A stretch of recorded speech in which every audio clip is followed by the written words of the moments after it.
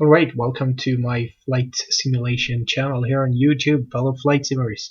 My name is Joel and I'll be your host for a couple of minutes here, talking about both myself and my flight simulator setup. I began flight simming back in the 90s, where Flight Simulator 95 was new, more or less. I went actually to a mall to find a presentation of Microsoft, and they were telling me all about this new flight simulator that was coming out, namely the Flight Simulator 95, and how cool it was. After that, I went on to the Flight Simulator 98 and also 2000 and 2002, followed by, of course, the Flight Simulator 9. That is the flight simulator we're going to talk about. Also, I've been using FSX, but these presentations are gonna be about Flight Simulator 9 and my Flight Simulator 9 setup as of 2014 and what I've done to complete the best looking flight simulator, I think. So what do I use the flight simulators for? Well, I do use them as a professional device, of course. I'm not really a pilot, although I've been a flight attendant before, and I'm working with transportation or within the transportation. So I usually use flight simulations as mainly as a hobby on the side of my job. I do fly with a complete setup. I have a yoke, I have a set of rudder pedals, throttle quadrant. On top of that, of course I have a computer. It's not really top notch, but let me talk about the computer later on. And I do fly with normal time, real world weather, and checklist. And usually if I fly an airline flight, I do fly with the correct not really the correct tail number, but at least the correct flight number and the correct time and date of departure, and the origin and the destination airport also needs to be correct. So that was a little bit about myself and what I used the Flight Simulator for. Now I'm going to talk about my basic setup for FS9 and how you can make it look as good as my Flight Simulator. So basically what you do first here is that you install the basic setup for Flight Simulator 9. So you just buy it out of Target or Amazon or eBay at a cheap price, and it's gonna retail for under, I would guess, between $10 and $15 the most, or if we're talking about pounds, it's probably between 10 and 15 pounds. So it's really cheap.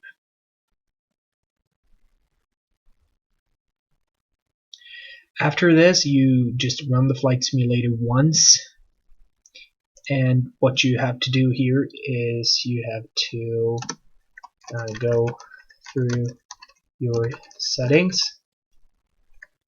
And what I mean with that is you actually have to complete a few settings before you move on to install the other things mentioned here below. That is to not confuse the simulator and in order not to make the flight simulator forget about your settings, which can often happen in this simulator that actually dates back to 2003. So after you're done with that, and this step I'm actually gonna complete in another movie after this one, so you will actually see me do these settings, but not in this video. I will also link to it. After you're complete with this step, you move on to the FS9 update. It's crucial. You really need it, and you will find it on Google. Or probably it's on the CD. I cannot really remember, but you actually need this FS9 update.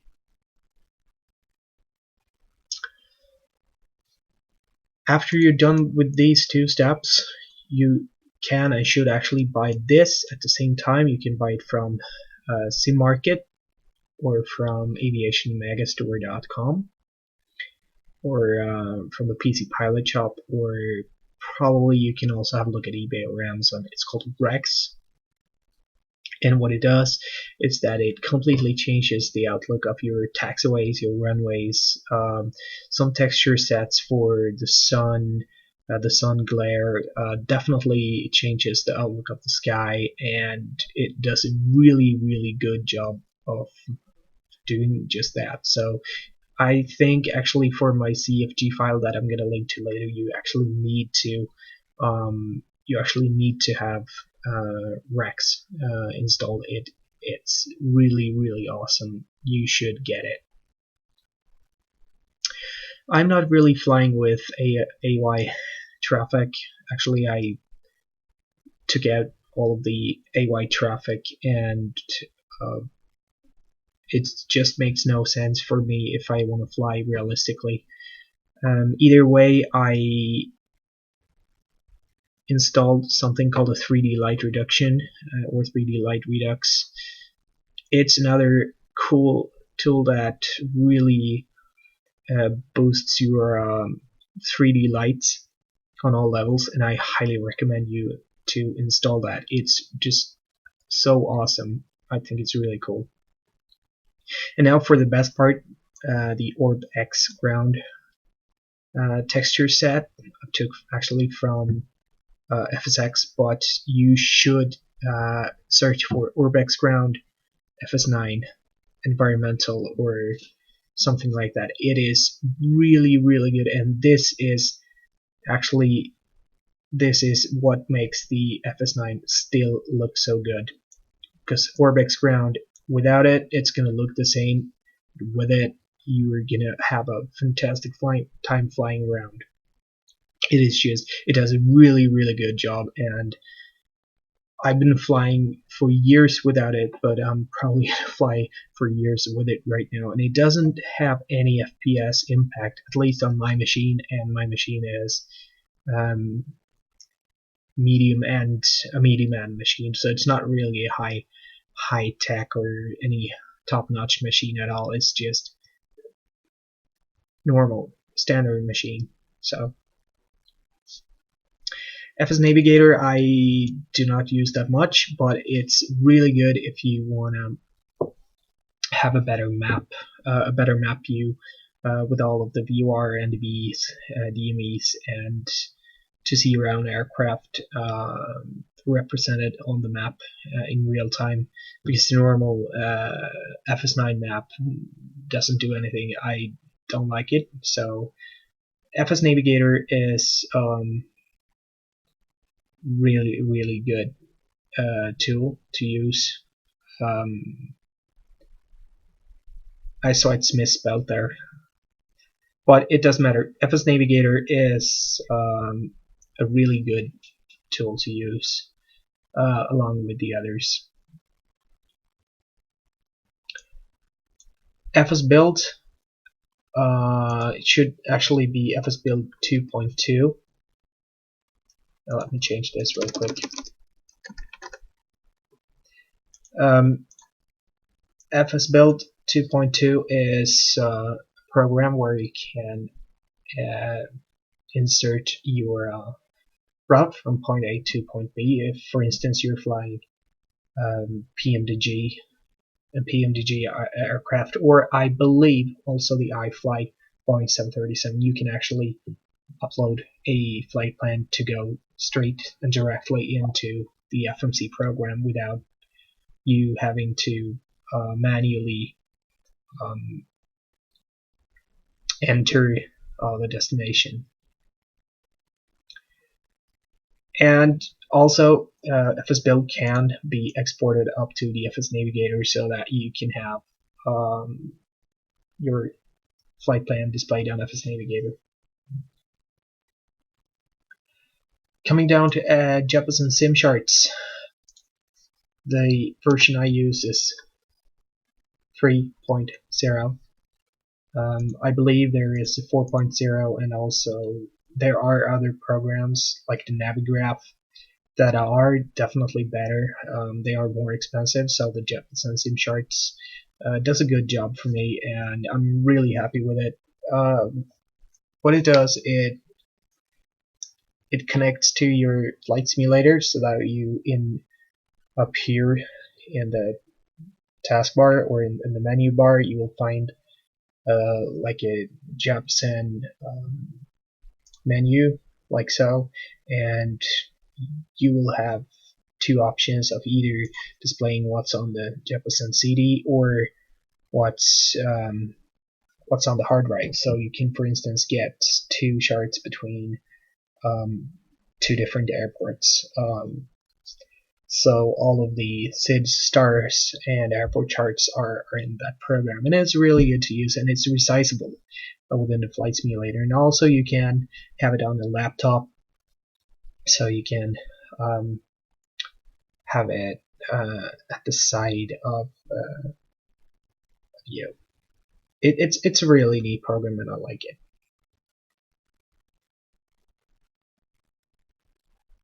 Now we're gonna go through three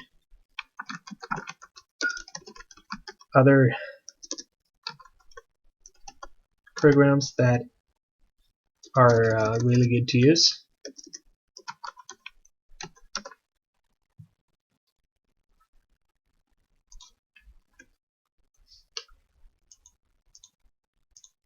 And it's FS Global.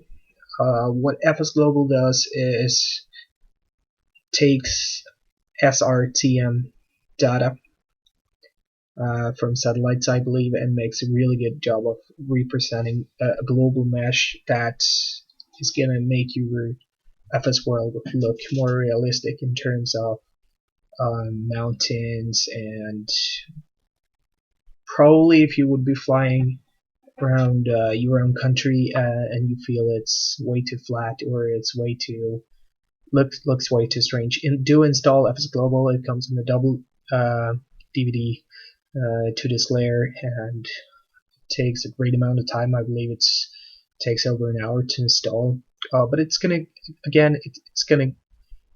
give you a very good representation of the global mesh that's on the CDs, and it's not too expensive. This program, Active Sky, is and it's actually called Evolution. You can actually have a look at it on SimMarket. It's another program that'll fire up your sky to look more realistic. Haven't used it so far, and I believe it does have a higher FPS impact on your flight simulator. I'm not really sure. Some of you might say that no, it doesn't have any FPS impact on my computer or my machine or system or whatever, but I haven't used it so far, and it's a little bit pricey. So, but indeed, I'll try this in the future.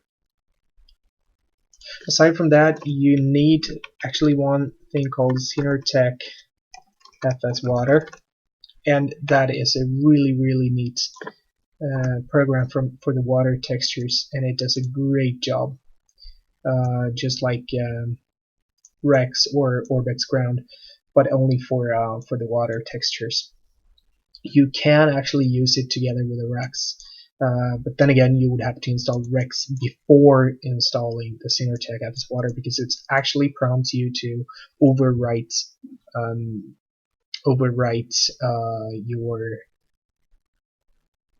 your textures for the water, for the FS Water textures. So Radar Contact 4 is a program that is automatically gonna